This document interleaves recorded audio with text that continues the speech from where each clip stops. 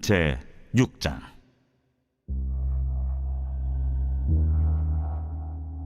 여호와께서 모세에게 말씀하여 이르시되, 이스라엘 자손에게 전하여 그들에게 이르라. 남자나 여자가 특별한 소원 곧 나실인의 소원을 하고 자기 몸을 구별하여 여호와께 드리려고 하면 포도주와 독주를 멀리하며 포도주로 된 초나 독주로 된 초를 마시지 말며 포도즙도 마시지 말며 생포도나 건포도도 먹지 말지니 자기 몸을 구별하는 모든 날 동안에는 포도나무 솟아는 씨나 껍질이라도 먹지 말지며 그 소원을 하고 구별하는 모든 날 동안은 삭도를 절대로 그의 머리에 대지 말 것이라. 자기 몸을 구별하여 여호와께 드리는 날이 차기까지 그는 거룩한즉 그의 머리털을 길게 자라게 할 것이며 자기의 몸을 구별하여 여호와께 드리는 모든 날 동안은 시체를 가까이 하지 말 것이요 그의 부모, 형제, 자매가 죽은 때라도 그로 말미암아 몸을 더럽히지 말 것이니 이는 자기의 몸을 구별하여 하나님께 드리는 표가 그의 머리에 있음이라. 자기의 몸을 구별하는 모든 날 동안 그는 여호와께 거룩한 자니라. 누가 갑자기 그 곁에서 죽어서 스스로 구별한 자의 머리를 더럽히면 그의 몸을 정결하게 하는 날에 머리를 밀 것이니 곧 일곱째 날에 밀 것이며 여덟째 날에 산비둘기 2마리나 집비둘기 새끼 2마리를 가지고 회막문에 와서 제사장에게 줄 것이요 제사장은 그 하나를 속죄제물로 하나를 번제물로 드려서 그의 시체로 말미암아 얻은 죄를 속하고 또 그는 그날에 그의 머리를 성결하게 할 것이며 자기 몸을 구별하여 여호와께 드릴 날을 새로 정하고 1년 된 순양을 가져다가 속건제물로 드릴지니라. 자기의 몸을 구별한 때 그의 몸을 더럽혔은즉 지나간 기간은 무효니라.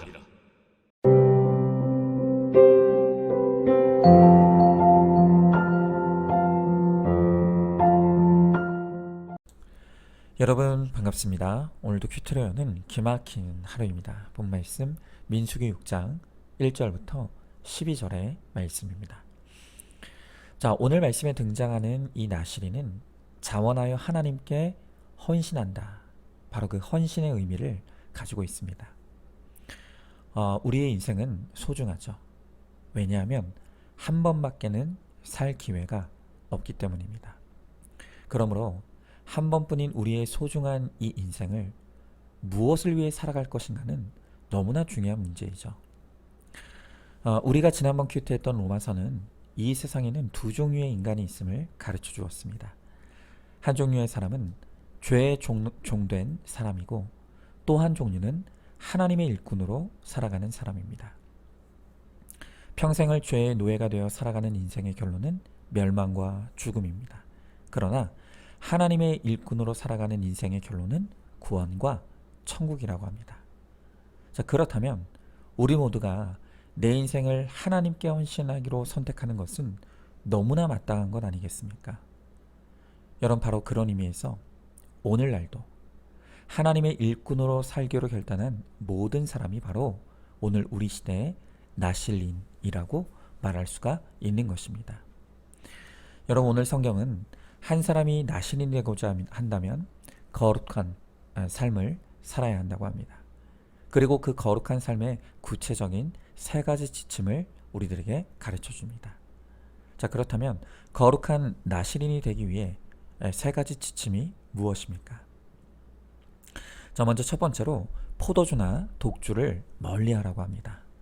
자, 오늘 3절 4절의 말씀에 포도주와 독주를 멀리하며 포도주로 된 초나 독주로 된 초를 마시지 말며 포도즙도 마시지 말며 생포도나 건포도도 먹지 말지니 자기 몸을 구별하는 모든 날 동안에는 포도나무 솟아는 씨나 껍질이라도 먹지 말며 그랬습니다.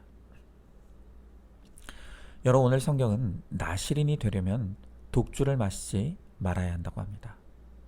그러나 하나님의 명령은 거기서 그치는 것이 아니라 독주로 향할 수 있는 마음의 유혹을 차단하기 위해 일체의 포도주와 또 포도까지도 금해야 한다고 명령하는 것입니다. 왜냐하면 그만큼 이 술이라는 것은 너무나 강력한 유혹의 힘을 가지고 있기 때문인 것이죠. 이미 얼마 전에도 아론의 두 아들 나답과 아비후의 본문을 통해서 술 문제에 대해서 깊이 있게 다룬 적이 있습니다. 그 내용이 궁금하신 분들은 왜 이렇게 술이 큰 문제인지에 대해서 지난 9월 4일 새벽 큐티 설교를 다시 들어보시면 좋겠습니다. 다만 오늘은 왜 성경이 그토록 나시린으로 살아가는 우리에게 술을 멀리하라고 하는가, 그 근본적인 이유를 좀 생각해 보기를 원합니다. 성경이 술에 대해 그토록 경고하는 이 근본적인 이유는 이 술이라는 것이 우리를 방탕하게 만들기 때문입니다. 유명한 말씀이죠. 에베소 5장 18절의 말씀에 보니까 술 취하지 말라. 이는 뭐라고 했습니까? 방탕한 것이니 라고 합니다. 자, 그런데 여기서 이 방탕이라는 말이 헬라어로는 아소티아라는 단어로 되어 있습니다. 이 아소티아라는 말은 무절제 혹은 무분별을 뜻하는 말입니다. 여러분, 특히 이 술이 가지는 강력한 중독성은 우리를 무분별과 무절제에 빠뜨리고 죄에 치우친 인생을 살아가게 합니다. 여러분, 죄란 치우친 것입니다. 그것이 무엇이 되었든 치우치면 그것이 우리의 거룩을 방해하는 것입니다. 여러분, 바로 그런 의미에서 술뿐만이 아니라 모든 중독된 것은 다 치우친 것이고 우리의 거룩을 방해하는 것입니다. 여러분, 중독은요, 좋은 중독, 나쁜 중독 그런 거 없습니다. 중독은 무조건 나쁜 것입니다. 여러분, 저는요, 교회 안에서 이 봉사 중독에 빠져 있는 분들을 참 많이 보았습니다. 여러분, 이 세상에 그 누가 봉사가 나쁘다고 할 사람이 있겠습니까? 그러나 봉사 중독에 빠져 있는 분들은 봉사에 치우쳐서 예배가 안 됩니다. 특별히 식당에서 봉사하시는 분들 가운데 예배 시간에도 밥 짓는 생각하느라 예배를 드리지 못하는 분들이 참 많습니다. 마치 마르다가 예수님 대접하는 일에 치우쳐서 예배하지 못해 예수님의 책망을 들었던 것처럼 봉사에 치우쳐 예배를 망친다면 여러분, 그 봉사는 방탕한 것이라는 것을 우리는 알아야 합니다. 그런데 또 어떤 분들은요, 반대로 예배 중독에 빠진 분들도 있습니다. 그저 교회에서 예배 드리는 것이 전부인 줄만 알고 예배만 드리느라 평범한 우리의 일상을 잘 살아내지 못하는 사람들이 너무 많다는 것입니다. 철야 기도하느라 집안에 설거지와 빨래가 쌓여가서 다른 믿지 않는 가족들에게 덕이 되지 않습니다. 또 예배를 철저하게 지킨다고 하면서 직장의 일은 너무너무 대충 하느라 오히려 복음이 조롱당하게 만듭니다. 여러분, 그렇다면 이런 예배는 방탕한 예배인 것입니다. 여러분, 어떤 것에 중독되고 치우쳐 무절제와 무분별로 방탕합니까? 여러분, 신앙은 절제와 분별력을 가지고 균형을 갖추는 것입니다. 복음과 삶에 균형이 있어야 하는 것입니다. 예배와 행동에 균형이 있어야 합니다. 또 묵상과 적용에 균형이 있어야 합니다. 그 치우침이 없는 건강한 균형을 갖출 때 우리가 거룩한 나신으로 하나님과 사람 앞에 인정받게 될 것입니다. 자, 한번 질문해 봅니다. 나는 어떤 것에 중독되어 있습니까? 중독은 좋은 것, 나쁜 것이 따로 없다는 것을 깨닫고 있습니까? 내가 지금 구체적으로 어디에서 치우쳐 있는지를 분별하여 신앙과 삶의 균형을 이루어 나신인의 거룩을 이루시기 바랍니다. 자, 두 번째로 나시린은요, 삭도를 머리에 대지 말아야 합니다. 오늘 5절의 말씀에 보니까 그 서원을 하고 구별하는 모든 날 동안은 삭도를 절대로 그의 머리에 대지 말 것이라. 자기 몸을 구별하여 여호와께 드리는 날이 차기까지 그는 거룩한즉 그의 머리털을 길게 자라게 할 것이며 그랬습니다. 자, 오늘 성경은 나시린은 머리에 손을 대지 말라고 합니다. 여러분, 왜 그렇습니까? 유대인들에게는 전통적으로 이 머리가 권위를 상징합니다. 그래서 머리를 기른다는 것은 나는 하나님의 권위 아래 살겠다 라고 하는 일종의 신앙 고백인 것입니다. 여러분 성경을 보면요, 사사기에 삼손이 이 나신으로 서원하는 것을 보게 됩니다. 그리고 그가 머리를 기르고 있을 때는 하나님이 그에게 힘을 주셔서 사서로서의 소명을 감당하게 하는 것을 보죠. 자, 그런데 삼손이 드릴라의 유혹을 받고 머리를 밀어버립니다.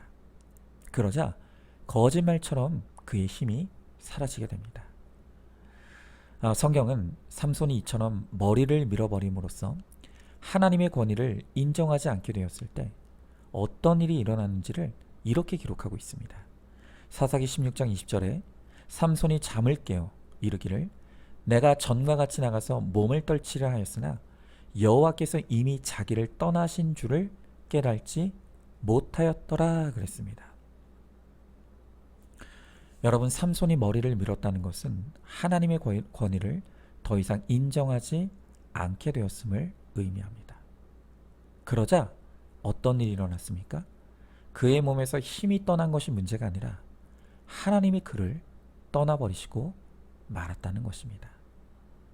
여러분, 우리 인생의 비극은요, 이 삼손처럼 하나님의 권위를 인정하지 않는 데서부터 시작되는 것입니다. 여러분, 우리가 하나님의 은혜로 이만큼 먹게 되었고 살게 되었고 등 따시고 배부르게 되었습니다. 여러분, 그러면 우리가 더 하나님께 감사하고 영광 돌리는 것이 마땅한 거 아닙니까? 그런데 교만한 인간이 그렇지가 않습니다. 그렇게 우리 인생이 등 따시고 배부르면 어느 순간 하나님의 은혜를 잊어버립니다. 그리고 다 내 힘으로, 내 능력으로 한 것처럼 교만과 착각에 빠지는 것입니다. 여러분, 하나님은 우리가 교만한 꼴을 절대로 두고 보지 않으십니다. 하나님은 교만한 자에게서 단호하게 떠나십니다. 자, 여러분, 삼손에게서 하나님이 떠났습니다. 그러자 어떤 일이 일어났습니까? 그가 전에 누리던 모든 힘을 잃어버렸습니다. 자신의 인생의 기반이 다 무너져 내린 것입니다. 여러분, 그래서 결국 하나님의 은혜로 사사의 자리에 있었던 이 삼손이 두 눈이 뽑히고 블레셋에 사로잡혀 맷돌을 가는 노예가 되고 말았습니다. 하나님의 은혜가 떠나자 그의 인생에 남은 것이 없이 황폐해져 버리고 말았던 것입니다. 자, 그러나 중요한 것은 이렇게 삼손의 인생이 남은 것이 없이 황폐케 된 것은 그가 죽고 망하게 된 사건이 아니라 그를 다시 구원의 자리로 돌려놓기 위한 하나님의 눈물겨운 사랑에 매였습니다. 이렇게 땅의 심판을 통해 하나님의 은혜를 다시 기억하고 주의 이름을 부르라고 하나님께서 삼손을 황폐케 되는 실패의 자리로 이끌어 가신 것입니다. 자, 여러분, 실제로 이렇게 삼손이 남은 것이 없이 아무것도 없는 그 황폐한 자리로 가게 되었을 때 그는 자신의 교만한 악과 죄를 회개하게 됩니다. 그리고 다시 주의 이름을 부르며 은혜를 구하는 것입니다. 사사기 16장 28절을 보면 삼손이 여호와께 부르짖어 이르되 주 여호와여 구하옵나니 나를 생각하옵소서. 하나님이여 구하옵나니 이번만 나를 강하게 하사 그랬습니다.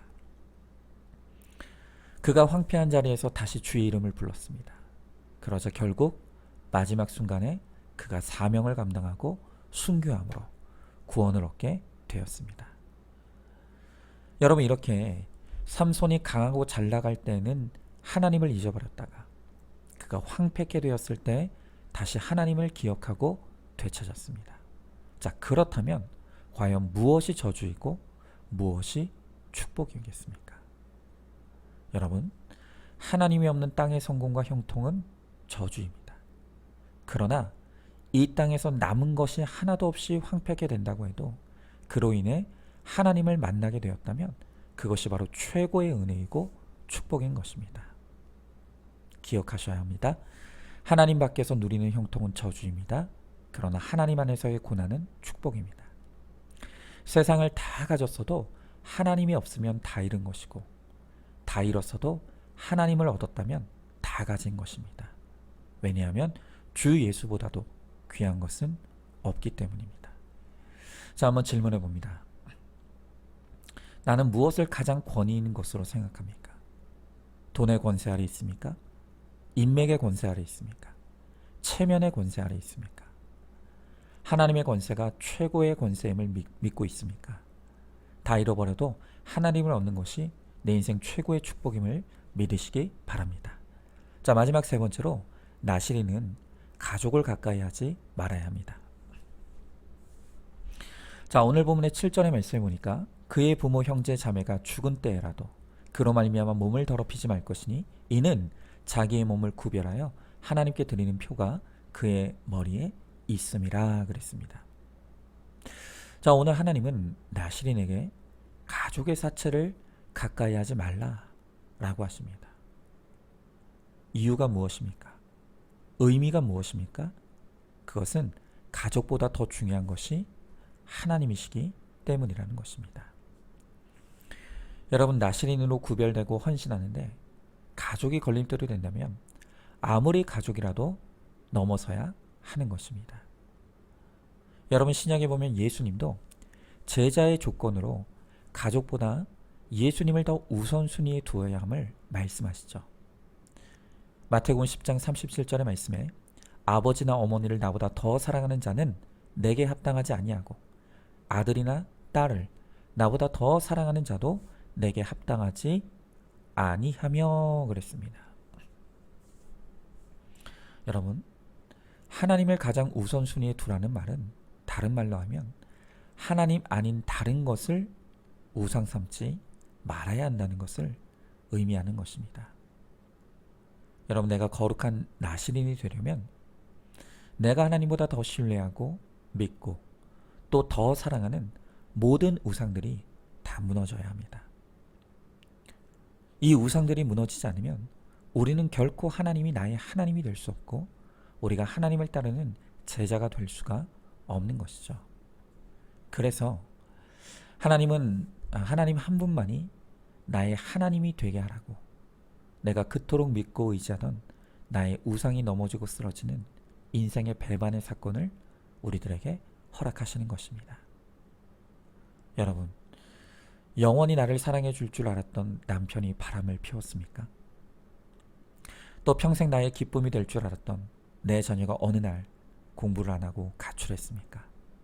또한 나의 노후를 편안하게 지켜줄 줄 알았던 그 주식과 코인 그리고 부동산이 폭락했습니까? 여러분, 그것이 그냥 우연히 일어난 일이 아니라는 것을 깨달아야 합니다.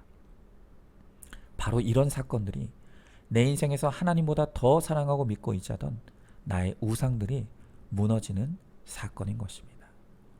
자, 여러분, 그렇다고 오해하지 마십시오. 이렇게 나의 우상들이 무너지는 사건은 하나님이 일부러 심술이 나서 일으키신 일이 아닙니다. 그저 일어날 수밖에 없는 일이 일어난 것에 불과한 뿐입니다. 여러분, 이 세상에 영원한 것이 어디 있습니까? 영원한 사랑? 그런 거 없습니다. 영원한 안전? 그런 건 이 땅에 존재하지 않습니다. 여러분, 영원하지 않은 것이 무너지고 없어지는 건 당연한 일이죠. 그저 잘못된 것은 내가 유한한 것이 영원할 것이라고 착각한 것이 그게 잘못인 것입니다. 여러분, 이렇게 내 인생의 우상이 무너질 때 비로소 우리는 이 땅에 영원한 것이 없다는 것을 알게 됩니다. 또 이 땅에 내가 믿고 의지할 것도 없음을 깨닫게 됩니다. 그리고 그때야 내게 보이지 않던 하나님이 보이기 시작하고 그 하나님 한 분만이 내가 영원히 의지하고 믿을 분이심을 깨닫게 되는 것입니다. 여러분, 그러므로 우리 인생의 우상이 무너지는 사건은 반드시 있어야 될 일입니다. 내가 무너뜨리지 않으면 그 우상들이 스스로 무너지게 될 날이 올 것입니다. 그러므로 여전히 내 안에 내가 하나님보다 더 믿고 의지하며 사랑하는 모든 우상들을 이제는 내려놓길 바랍니다. 그리고 오직 하나님만이 나의 하나님 되심을 믿고 고백하는 신실한 나시린이 되어서 하나님 안에서 참된 사랑과 평안과 기쁨과 안전을 누리시기를 바랍니다. 자, 한번 질문해 봅니다.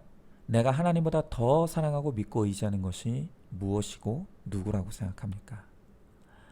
내 인생에 만난 배반의 사건이 나의 우상을 무너뜨리기 위해 하나님이 허락하신 사건임을 믿으십니까?